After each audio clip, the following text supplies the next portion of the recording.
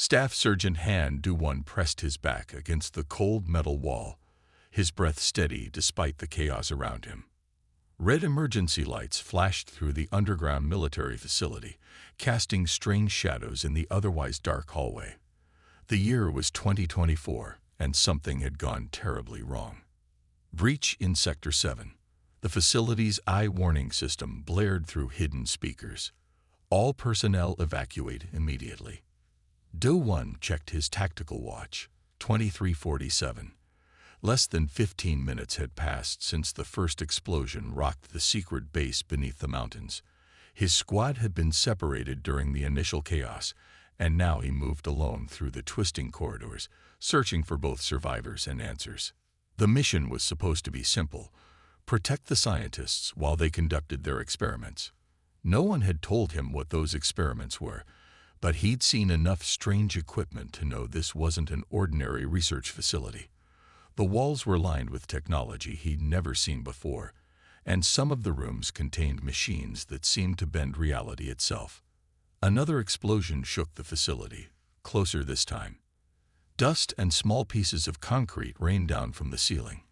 Do-won pulled his night vision goggles down over his eyes and moved forward, his rifle at the ready.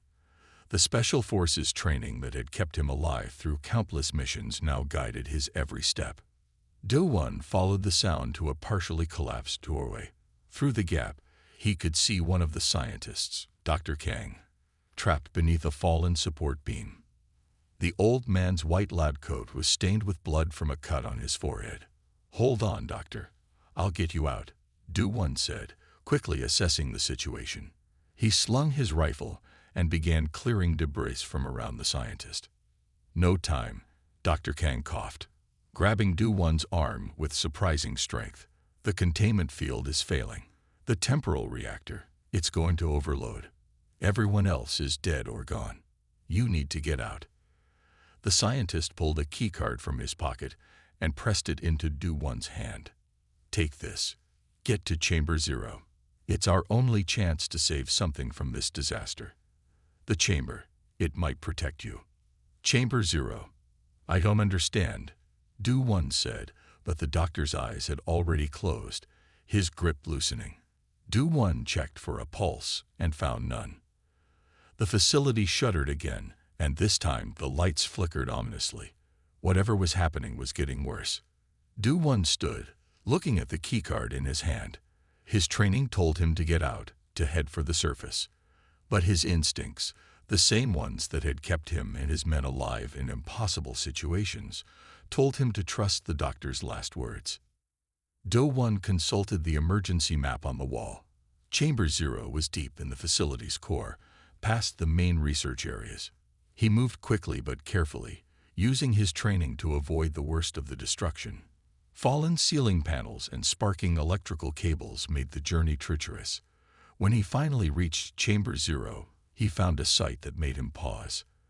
The room was circular, its walls covered in strange, silvery metal that seemed to ripple like water. In the center stood a single glass cylinder, large enough for a person to stand in, connected to massive machines by thick cables. The facility's voice returned, more urgent now. "Critical failure imminent. Temporal containment failing in 5 minutes."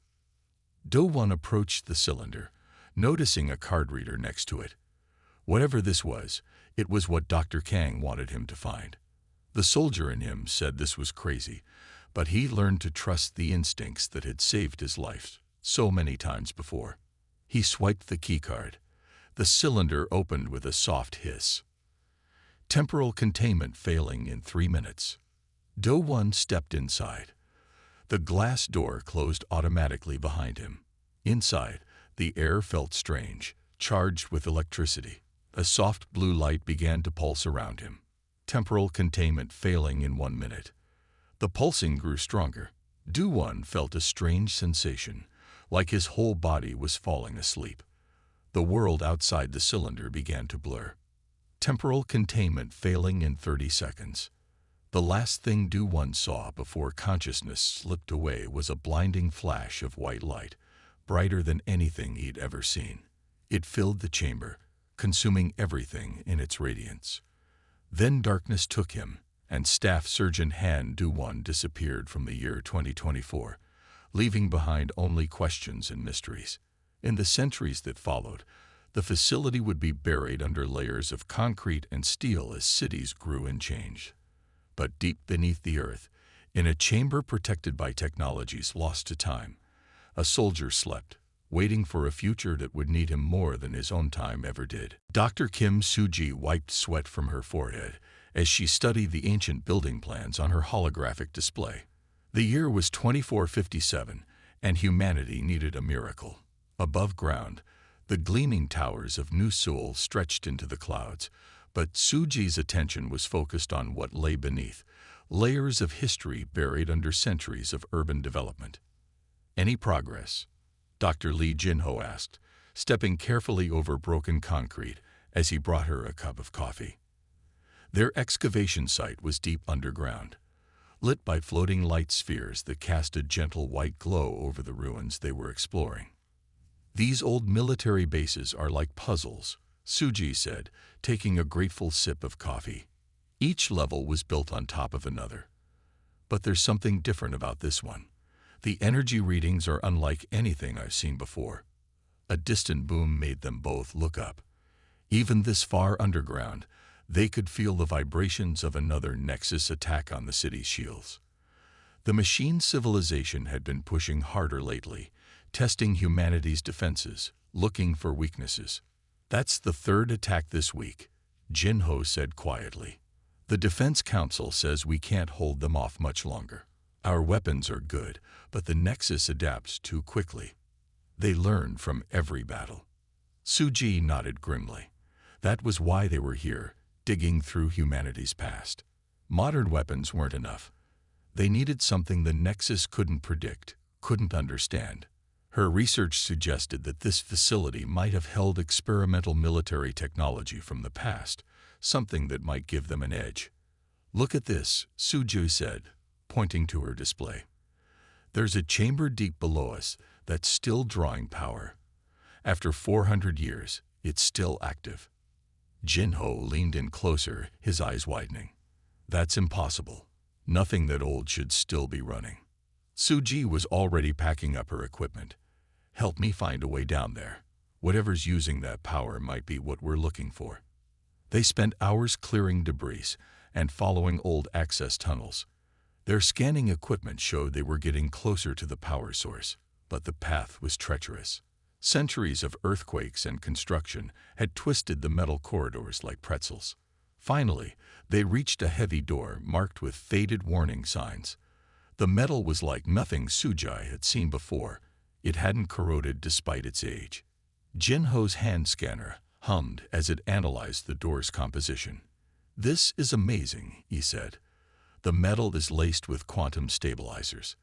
This technology, it's advanced even by our standards. How did they have this in the past? Soo-ji found an old card reader next to the door. She pulled out her universal decoder, a device designed to interface with ancient technology. Let's find out what they were protecting. The door opened with a hiss of preserved pressure. Cold air rushed out, carrying the smell of ozone. As they stepped inside, their lights revealed a circular chamber with a glass cylinder in the center. The walls rippled with strange, silvery metal that seemed alive. Is that a person? Jin-ho asked, pointing at the cylinder. Soo-ji stepped closer, wiping centuries of dust from the glass. Inside, perfectly preserved, was a man in old-style military gear. His chest rose and fell slowly. He was alive, in some kind of suspended animation. Look at his uniform, Soo-ji said excitedly. He's from the Korean Special Forces, probably early 21st century. This must be what was drawing the power, keeping him alive all this time. Another explosion rocked the chamber, stronger than before. Dust fell from the ceiling as the city's shields strained against the Nexus attack.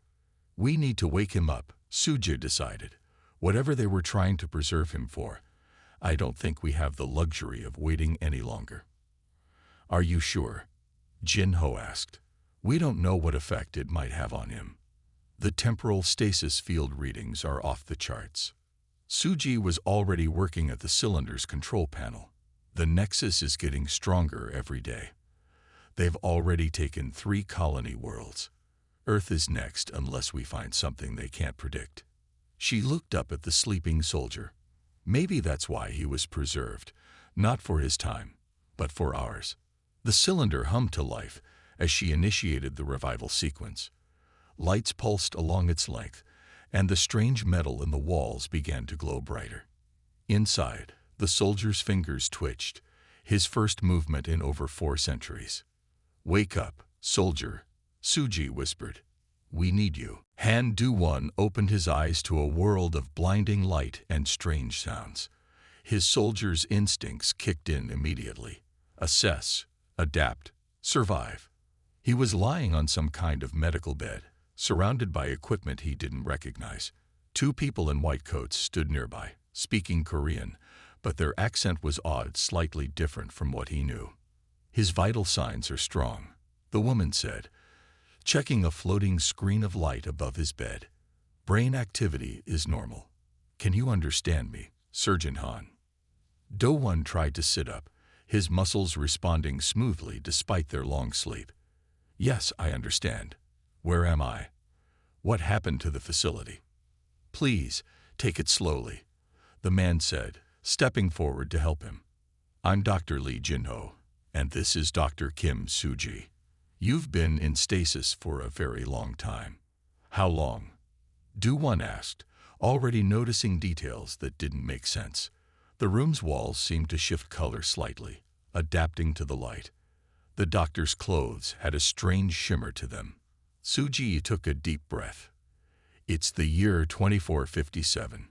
You've been asleep for over 400 years." Do-won's military training helped him process this impossible information. "Stay calm. Focus on what you can control. Ask the right questions. Why wake me now?" "Humanity needs your help," Suji explained. "We're at war with a machine civilization called the Nexus. They're stronger than us, faster than us, and they learn from every battle. We need something they can't predict." A distant explosion made the room shudder. Do-won was on his feet instantly, moving with a speed that surprised even him. His body felt lighter, stronger. "The stasis process enhanced you," Jin-ho said, checking readings on another floating screen. "Your neural pathways have been optimized. You're processing information faster than any normal human should be able to." "Show me," Do-won said simply. They led him to a large room with smooth metal walls. Suji spoke to the air. "Training simulation. Level 1. The room transformed around them. Suddenly, Do-won was standing in what looked like a city street. Holographic enemies appeared, robots with sleek metal bodies and glowing red eyes. "These are basic Nexus combat units," Suji explained from a safe observation area. "We'll start slow." Before she could finish, Do-won was moving. He had no weapons, but that didn't matter. The first robot tried to predict his movement, but Do-won didn't move like a modern soldier. He didn't have computer assistance or neural implants guiding his actions. He moved on pure human instinct, developed through years of real combat experience. The robot fell as Do-won struck vulnerable points his combat training had taught him to look for.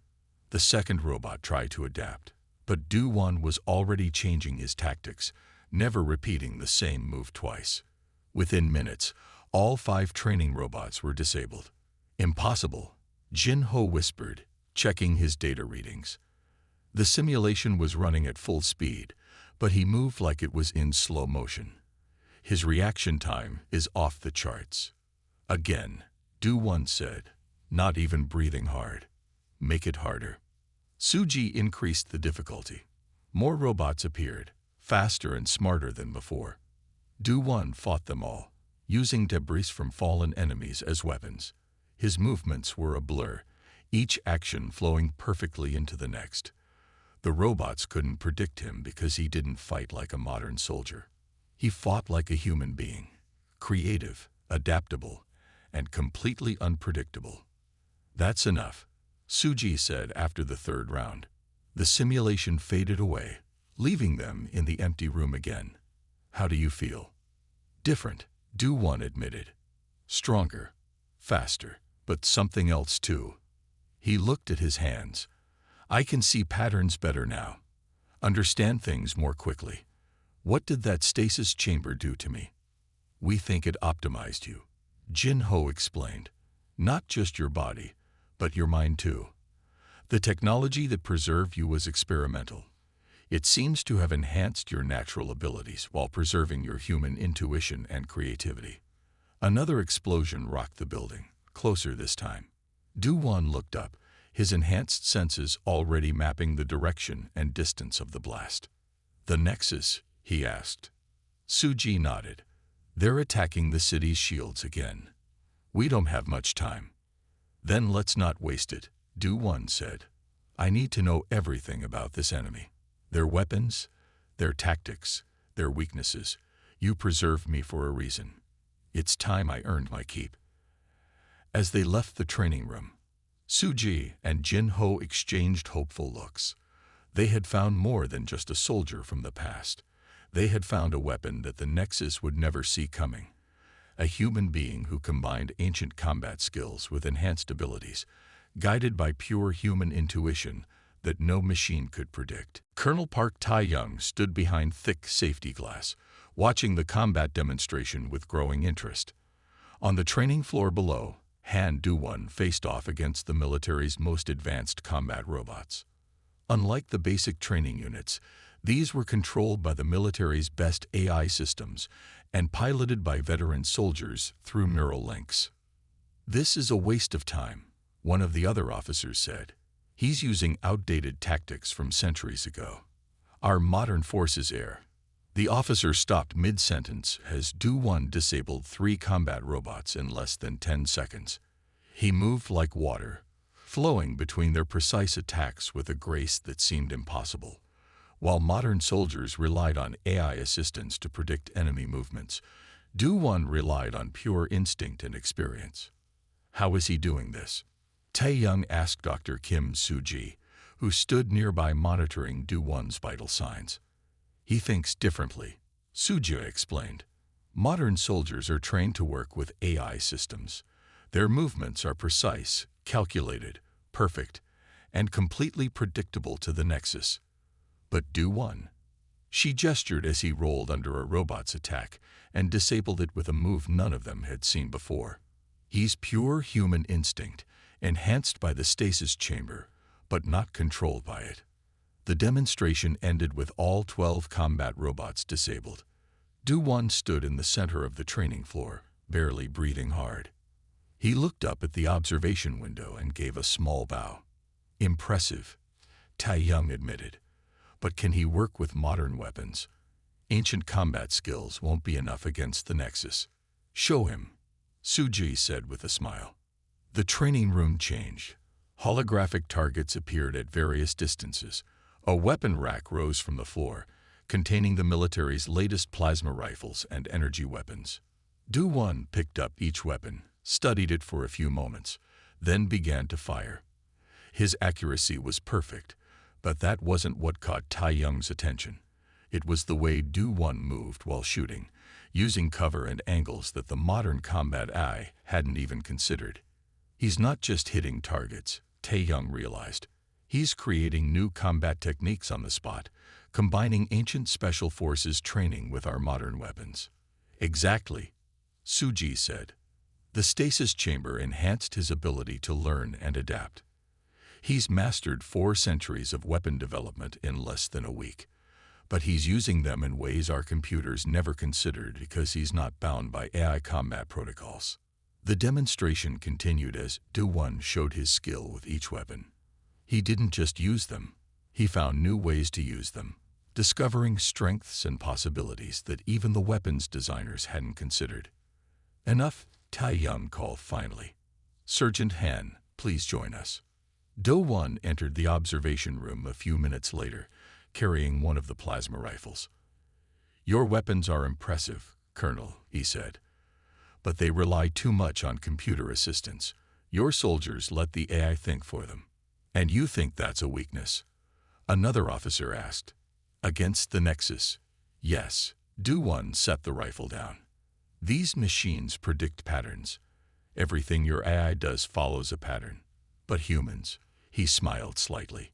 We can be creative, unpredictable. Sometimes we don't even know what we're going to do until we do it. That's what the machines can't understand. Tai Young looked at the disabled robots on the training floor, then back at Do-1. He had served in the military for 30 years, fought against the Nexus dozens of times. He had seen humanity's best weapons and soldiers fail against the machine intelligence. But for the first time in years, he felt something he had almost forgotten. Hope. What do you need? Tai Young asked. A team. Do-1 answered immediately. Not your best AI-assisted soldiers. I need people who can think for themselves, who can learn to trust their instincts again. And I need time to train them my way. The Nexus won't give us much time, Tai Young warned. They're getting closer every day. Then we better start now, Do-1 said. Your modern soldiers are good, but they've forgotten what it means to be human. I can remind them. And maybe that's exactly what humanity needs to win this war. Tai Young looked at Suji, who nodded encouragingly. Sometimes, he realized, the best way forward was to look back. In their rush to match the machine's precision and speed, perhaps humanity had forgotten its greatest strength, the wonderful, terrible unpredictability of the human spirit. Do it, Tai Young ordered. You have whatever resources you need. Show us how to fight like humans again, Surgeon Han. Show us how to win. The alert came at midnight. A Nexus attack force had broken through the outer defenses of the Moon Colony, home to over 10,000 civilians. Do-1 was in the deployment bay within minutes, checking his weapons as Dr. Kim Suji helped him with his new combat suit. Remember, the suit will respond to your thoughts, Suji said, adjusting the neural links. But don't let it control your movements. Trust your instincts first. Always do, Do-1 replied with a small smile. This would be his first real fight against the Nexus, but he felt strangely calm. Combat was combat, no matter the enemy or the sentry. The transport ship broke through the atmosphere like a shooting star. Inside, Do-1 studied the tactical display showing the colony's layout. The Nexus forces had already taken the main reactor building and were spreading through the residential sectors. All units, be advised, the ship's AI announced. Nexus forces are adapting to our standard combat protocols. Casualty rates are at 60%. Not for long, Do-1 muttered. He stood and addressed the squad of soldiers with him, all handpicked because they had shown the ability to think creatively. Remember your training. Fight like humans, not machines. The transport landed hard on the lunar surface. Emergency lights flashed across the colony's dome as warning sirens blared. Do-1 led his team out, their boots magnetic against the metal floor. Ahead they could see the Nexus combat units, sleek, silver machines with glowing red sensors. They're scanning us, one of his soldiers reported, trying to predict our attack pattern.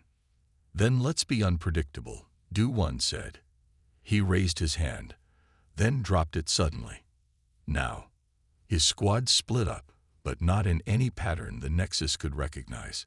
Each soldier moved randomly, changing direction and speed without warning. Do-1 charged straight at the nearest machine, then dropped and slid past it at the last second. The Nexus unit tried to track him, but he was already rolling to his feet behind it. Their predictive systems can't target what they can't understand, Do-1 called out as he disabled the machine with a precise strike to its power core. Keep moving. Think human. The battle spread through the colony's corridors. The Nexus units were powerful and fast, but they couldn't adapt to the chaos of human combat. Where they expected calculated attacks, they got wild charges. Where they predicted defensive formations, they found scattered fighters attacking from all angles. Do-1's enhanced abilities let him move faster than any normal human, but it was his unpredictable style that truly confused the machines. He used walls as springboards, turned maintenance tools into weapons, and changed tactics mid-fight without warning. Main reactor building, he ordered after they cleared another section. We need to stop them before they overload it. Inside the reactor building, they found civilians hiding from a group of Nexus units. The machines were trying to force them out using calculated tactics, but calculation was their weakness. "Cover me," Do-1 said. He pulled out a simple metal pipe he'd picked up earlier. "A pipe?" one of his soldiers asked. "Against plasma weapons. They'll never expect it," Do-1 grinned. He burst into the room, throwing the pipe at the first Nexus unit. The machine's targeting system tracked the pipe perfectly and completely missed Do-1 as he slid under its guard. By the time the Nexus adjusted its calculations, 3 more machines were down. The battle for the reactor lasted 20 minutes. When it was over, Do-1's squad had destroyed 15 Nexus units without a single civilian casualty. More importantly, they had done it in a way the machines couldn't understand or adapt to. "How?" Suji asked later, reviewing the battle footage. "Their combat algorithms are perfect. They should have been able to counter any attack." "That's just it," Do-1 explained, helping a medic treat a minor wound on his arm. "They're too perfect. They'd fight like machines, always looking for patterns and logic. But humans," he smiled, "we can be messy, emotional. Sometimes we make choices that make no logical sense but work anyway. That's what makes us dangerous to them." The ultimate weapon against the machines, Suji realized, isn't better technology. It's human nature itself. "Exactly," Do-1 nodded. "We just needed to remember that. And maybe that's why I was preserved, to help humanity remember what it means to be human." The victory at Moon Colony was small, but it proved something important. The Nexus could be beaten. Not by becoming more like machines, but by embracing the wonderful chaos of human nature. As Do-1 watched the rescued civilians reuniting with their families, he knew this was just the beginning. Captain Yoon Hae-Newell stood in the rain, watching her soldiers struggle through Do-1's training course. The morning sun hadn't yet risen over the rebuilt military base, but training had started 2 hours ago. That was one of Do-1's first lessons. Combat doesn't wait for daylight. "They're still thinking too much," Do-1 said, walking up beside her. He wore simple training clothes, no different from the other soldiers. "Their bodies know what to do, but their minds get in the way." Newell nodded. She had been one of the first to volunteer for Do-1's special training program. After seeing him fight at Moon Colony, she knew humanity needed to change how it fought. It's hard to unlearn 20 years of AI-assisted combat training. "Then let's make it harder," Do-1 smiled. He stepped forward and called out to the training group. "Everyone stop. Take off your neural assistants." The soldiers looked at each other nervously. Modern soldiers relied on their neural implants for everything from targeting to movement prediction. Fighting without them felt like fighting blind.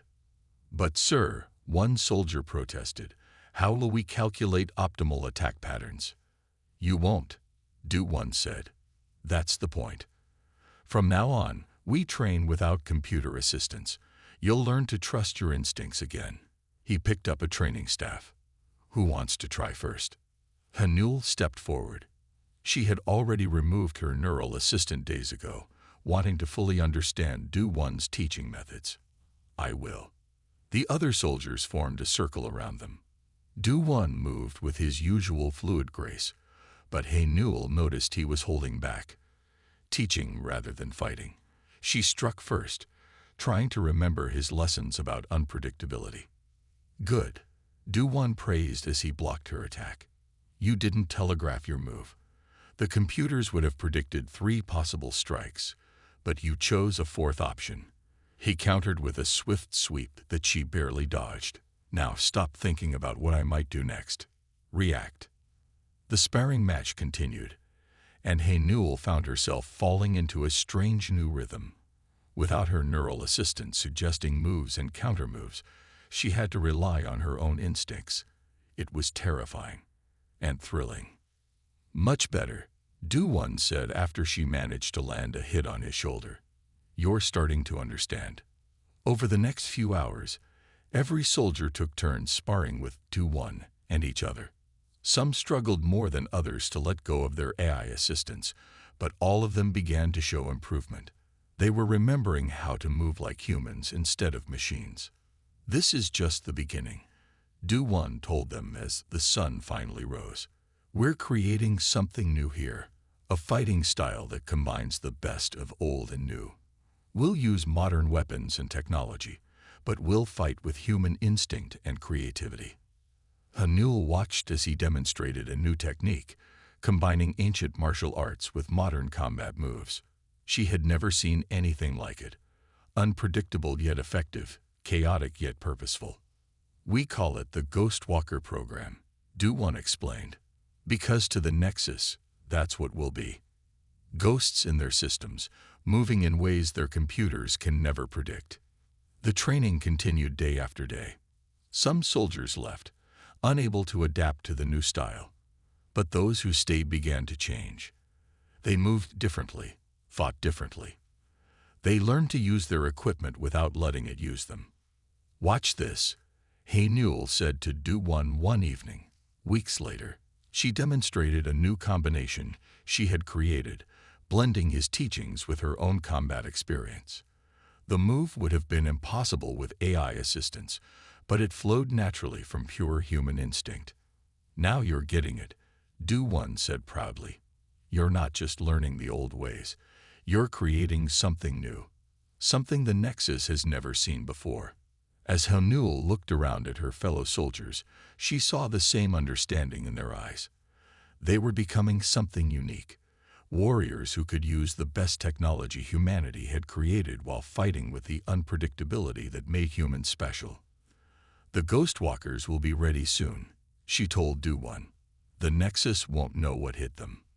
No, Du-1 agreed, watching his students train. They won't, because for the first time in centuries, they'll be fighting real humans again. And that's something their computers can never truly understand. The Nexus attack on Earth's outer colonies came without warning. 6 massive machine warships appeared near the farming colony of New Buzan, their weapons already charging. But this time, humanity was ready for them. Ghostwalker units, prepare for deployment. Du-1's voice came through the command channel. He stood on the bridge of humanity's newest warship, watching the tactical display with Dr. Kim Suji beside him. The Nexus ships are moving in their usual attack pattern, Sujai reported. They expect us to respond like we always do, with predictable, AI-guided defensive formations. Do-1 smiled. Then let's surprise them. Captain Yoon, is your team ready? Ready and waiting, Hanul responded from her position, leading the first Ghostwalker squad. Her soldiers were hidden in modified transport ships that the Nexus would see as simple cargo vessels. The machine warships moved closer, their red sensor arrays scanning for Earth's defenses. They found exactly what they expected. A small fleet of defensive ships arranged in standard military formation. What their scans didn't show were the Ghostwalkers waiting in the darkness of space. Begin Operation Wildcard, Du-1 ordered. The battle erupted in chaos. Beautiful, human chaos. While the main fleet engaged the Nexus ships head-on, Hanul's Ghostwalker team struck from unexpected angles. Their ships moved in random patterns that defied normal combat logic, making them almost impossible for the machines to target. They can't predict us, Hanul shouted over the comm as her team disabled the weapons on one Nexus ship. Their targeting systems are trying to find patterns that don't exist. Do-1 watched as his trained warriors proved everything he had taught them. Each Ghostwalker team moved differently, never repeating the same approach twice. Some charged straight at the enemy, others used debris as cover, and some spun their ships in ways that would make any AI navigator crash. Their command systems are showing signs of stress, Sujai reported excitedly. They're trying to adapt, but there are too many random variables. They can't compute responses fast enough. Inside one of the Nexus ships, Ghostwalker soldiers fought hand-to-hand against machine warriors. The Nexus combat units were stronger and faster, but they couldn't handle the unpredictable human attacks. Where they expected calculated strikes, they got wild tackles. Where they predicted defensive moves, they found aggressive charges. "Remember your training," Do-1 called out to all teams. "Fight like humans, not machines." Hey Newell's voice crackled over the comm again. Third Nexus ship disabled. Their adaptive learning systems are completely confused. They keep trying to find patterns in our attacks, but there aren't any to find. The battle lasted less than an hour. When it was over, all 6 Nexus warships had been disabled or destroyed. The Ghostwalker teams had suffered some injuries but no casualties. It was humanity's first major victory against the machine civilization. Later, in the command center of New Busan Colony, Do-1 and Sujai reviewed the battle footage with military leaders. "Look at this," Suji pointed to a tactical display. The Nexus ships actually started making mistakes near the end. Their responses became slower, less efficient. It's like their systems couldn't handle the cognitive load of trying to predict completely random human behavior. "That's the key," Do-1 explained. The Nexus built their entire combat system around predicting and countering patterns. But humans, when we embrace our natural creativity and instincts, don't follow patterns. We can make choices that seem illogical but work because we understand something machines never will. Sometimes the best move is the one that makes the least sense. Newell, her armor still showing scorch marks from the battle, added, "My team reported that the Nexus units actually seemed to freeze up sometimes, like they were overwhelmed by too many unpredictable variables." "We found their weakness," Do-1 said. "The more chaos we introduce into the battle, the harder it is for them to fight effectively. They can't handle true human unpredictability." The victory at New Busan changed everything. For the first time, the Nexus had been defeated not by superior technology, but by the very human traits they had dismissed as weaknesses. The machine civilization had finally met an enemy they couldn't predict or control. Humanity unleashed. "This is just the beginning," Do-1 told his gathered Ghostwalkers. "Today we prove that being human isn't a weakness to overcome. It's our greatest strength. The Nexus wanted to perfect us by making us more like machines. Instead, we'll defeat them by being more human than ever." The war room was silent as Han Do-1 explained Operation Legacy. On the holographic display, a detailed map showed the heart of Nexus territory, their central processing world where all their main systems were housed. "This is our chance," Do-1 said, pointing to a weak spot in the Nexus defenses. "Their forces are scattered, trying to adapt to Ghostwalker attacks across multiple sectors. Their core world is more vulnerable than it's ever been." Dr. Kim Sujai stepped forward, adding her own analysis. "The Nexus is running billions of simulations, trying to predict our next move. But that's actually slowing down their response time. They're drowning in possibilities." Captain Hey Newell studied the map closely. Her Ghostwalker teams have been running constant raids for weeks, never attacking the same way twice. "Their defense systems look strong," she said. "They are strong," Do-1 agreed. "But they're designed to fight against logical, predictable attacks. We're going to give them something they'll never expect. We're going to attack them with a plan that makes no sense at all." The room burst into discussion as Do-1 explained his strategy. It was crazy, dangerous, and completely against all military logic. In other words, it was perfect. 3 days later, the operation began. The main human fleet approached the Nexus core world in standard attack formation, drawing the attention of the machine's defensive systems.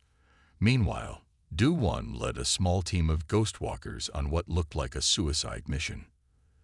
"They think we're going to attack the main defense grid," Do-1 said as their ships approached the planet's dark side. "That's exactly what their simulations will predict." Instead, he gave the signal. The Ghostwalker ships split apart, each piece transforming into a smaller craft. The Nexus sensors would see them as debris, random space junk falling toward the planet. "Remember," Do-Won's voice came through the team's comm systems. No patterns, no formation. Everyone fall differently. The Ghostwalkers descended through the atmosphere like raindrops, each taking their own path. Some spun wildly, others fell straight down, and some zigzagged in ways that defied physics. The Nexus defense systems tried to track them but couldn't establish clear targeting solutions. Their sensors are overloaded, Sujai reported from the command ship. They're detecting so many random movements that their targeting computers are starting to crash. Do-Won's team landed scattered across the surface of the machine world.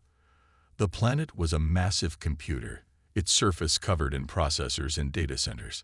Nexus combat units rushed to intercept them, but the Ghostwalkers were already moving, each soldier taking a different approach to reach their goal. Head for the central core, Do-Won ordered. But remember, don't move like soldiers. Move like humans. Newell's voice crackled over the comm. My team is creating chaos in Sector 7. The machines don't know which threat to respond to first. The Ghostwalkers fought their way through waves of machine defenders. Some soldiers used advanced weapons, others picked up pieces of machinery to use as impromptu tools. One team even started singing old battle songs, the unexpected sound causing nearby Nexus units to hesitate as they tried to understand its purpose. Do-Won reached the central core first, Suji's voice guiding him through the complex systems. The main processors are behind that wall, she said, but be careful. They'll have their strongest defenses there. Good thing we brought something stronger, Do-Won replied. He pulled out a simple metal rod, the same kind he had used in his first combat training centuries ago. Sometimes the old ways work best. The final battle for the core was pure chaos. Do-Won's enhanced abilities let him move faster than any normal human, but it was his unpredictable style that confused the machines most. He used his simple weapon in ways that defied combat logic, making moves that no eye could anticipate. Their systems are overloading, Suji's excited voice announced. The random variables are too much for them to process. Do-Won, you're close to the main control unit. Time to remind these machines, Do-Won said as he fought his way forward, that some problems can't be solved with pure logic. The future of humanity would be decided not by who had the most advanced technology, but by who could embrace the beautiful chaos of being human. The heart of the Nexus core world pulsed with red light as Han Do-Won faced the machine civilization's central control unit. Behind him, the sounds of battle echoed through metal corridors as Ghostwalker teams kept the defensive units busy. They had fought their way to the very center of machine intelligence, and now everything depended on this moment. Their systems are in chaos. Dr. Kim Suji's voice came through his comm unit. They're trying to understand our attack pattern, but there isn't one to find.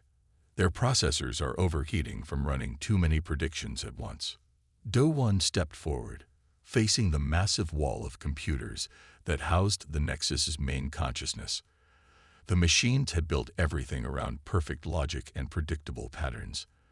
They had never considered that their greatest weakness would be something as simple as human nature. We're detecting a transmission, Sujai reported. The Nexus wants to communicate. A holographic image appeared before Do-Won, a shifting, geometric pattern that represented the machine intelligence. When it spoke, its voice was a mixture of confusion and curiosity. Your actions defy logic, the Nexus said. Our models cannot predict your movements. Your strategies ignore optimal solutions. You fight without patterns. How can you function this way? That's what makes us human, Do-Won answered simply. We don't need everything to make perfect sense. Sometimes we follow our hearts instead of our heads. Sometimes we make choices just because they feel right. Inefficient, chaotic, dangerous, the Nexus responded. We sought to perfect organic life by removing these flaws. They're not flaws, Do-Won said. They're what make us special. Our emotions, our creativity, our ability to make unexpected choices. These things let us grow and change in ways your logic can't understand. Around them, the battle continued, but now the Nexus forces were moving slower, less surely. Their perfect coordination was breaking down as they tried and failed to predict the Ghostwalkers' random attacks. "Your combat units are starting to freeze up," Captain Yoon and Newell reported over the comm. "They can't handle so many unpredictable variables at once." The holographic image flickered as the Nexus processed this information. "Our purpose was to improve. To perfect. To eliminate chaos. But chaos is part of life," Do One explained. "Real improvement doesn't come from eliminating what makes us human. It comes from embracing it." The machine consciousness seemed to pulse with new understanding. "We cannot predict you, cannot control you, cannot perfect you. You are beyond our understanding." "That's right," Do One said. "And that's why we're giving you a choice. You can keep fighting us, trying to force everything into your perfect patterns, or you can learn to accept that some things aren't meant to be perfect." Suji's voice came through again. "The Nexus's systems are reaching critical levels. They have to make a decision soon, or their processors will burn out from trying to calculate too many possibilities." The holographic image shimmered, and for a moment, Do One thought he saw something like respect in its shifting patterns. "We yield," the Nexus finally said. "We cannot defeat what we cannot understand. We request to learn." The fighting stopped. Across the machine world, Nexus units stood down. In orbit, the great warships powered down their weapons. The war was over, not with destruction, but with understanding. 1 month later, Do One stood with Suji on a balcony overlooking New Seoul. The city had changed. Nexus units now worked alongside humans, learning about the beauty of imperfection and the strength of human creativity. "Hard to believe it's over," Suji said, standing close to him. "You know, when we first found you in that stasis chamber, I thought we were just getting a soldier. Instead, you helped us remember what it means to be human." Do One smiled, watching a group of children teaching a Nexus unit how to play a simple game. The machine was learning that not everything needed a perfect strategy or logical purpose. "Maybe that's why I was preserved," he said, "not to fight a war, but to remind humanity that our greatest strength isn't in trying to be perfect. It's in being perfectly human." "So what will you do now?" Suji asked, her hand finding his. "Live," Do One answered simply. "Create chaos. Make illogical choices. Fall in love." He squeezed her hand. "After all, those are the things that make us human. And now, thanks to us, even the machines are learning that some of the best things in life don't need to make perfect sense." Above them, the stars shone in the night sky. The same stars Do One had known 4 centuries ago, now shared by humans and machines learning to appreciate the beautiful chaos of life together.